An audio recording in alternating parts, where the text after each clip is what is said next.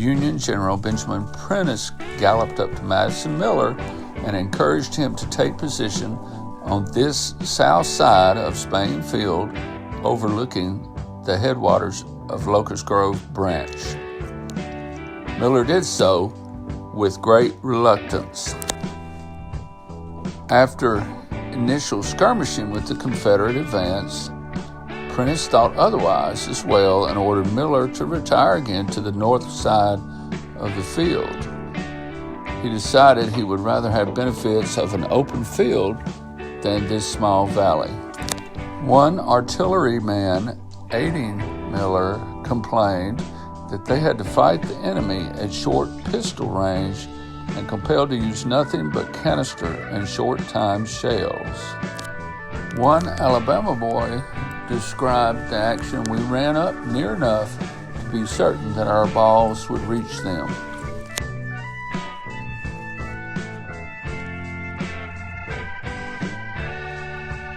Chalmers was with the 10th Mississippi on the extreme right of his brigade when he ordered a charge. Only that regiment heard it. Colonel Robert A. Smith of the 10th Mississippi had planned well and said, "I would order them to fire and then charge with the bayonet." They went forward through heavy undergrowth and briars, but received a volley, throwing them all out of order. The Mississippians would not wait to form, but commenced firing, and with a loud cheer rushed upon the foe. They struck the 18th Wisconsin, which could also see the 9th and the 7th Mississippi regiments coming at them as well.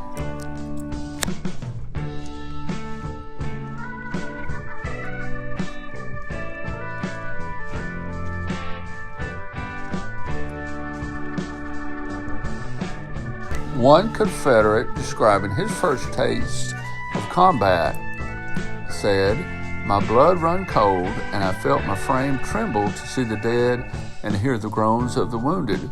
But in a few minutes they ran like wild turkeys and left their tents and baggage in our possession."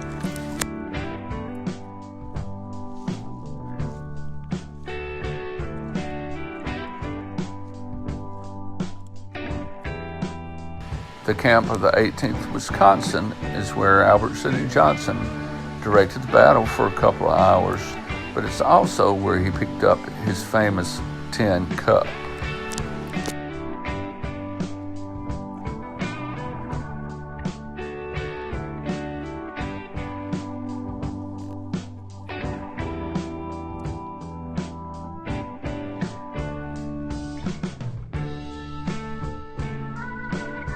The 15th Michigan arrived at Shiloh on Sunday night, and some of them made their way out to set up camp to help plug the hole between Miller and Stewart.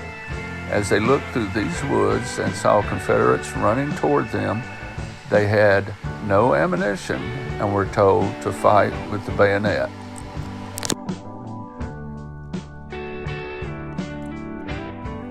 After the Federals had offered stiff resistance for about an hour, Johnston ordered another charge.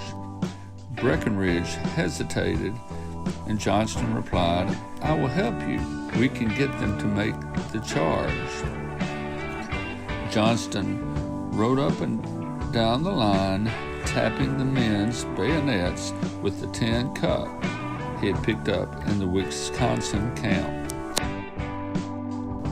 "Men, they are stubborn. We must use the bayonet," Johnston said as he rode down the line, with the line now thrilling and trembling with that tremendous and irresistible ardor. Johnston wheeled Fire Eater around and yelled, "I will lead you." The excited Confederates of Bowen's brigade immediately behind him burst forward as if drawn to him by some overmastering magnetic force. All across the board, the Confederates lurched forward in a wild attack.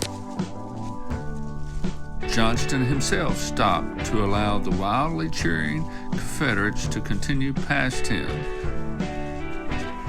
They charged through the Mule Lot Ravine, up the hill, and into Sarah Bell's cotton field.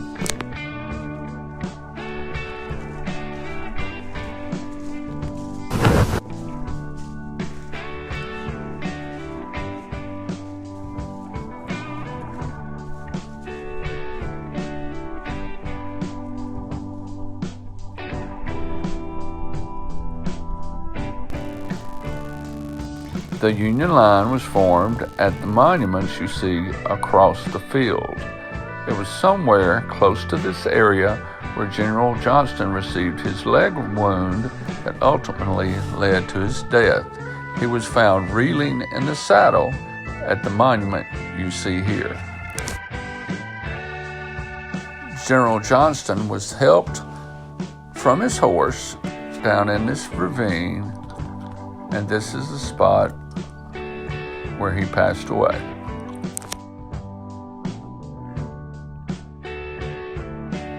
This Zouave regiment made up the Union left, the thing Johnston gave his life looking for. This is the Confederate high water mark at Shiloh.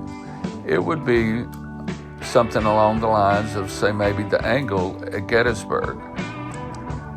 This area is where Chalmers and his men decided to stop the attack for the night.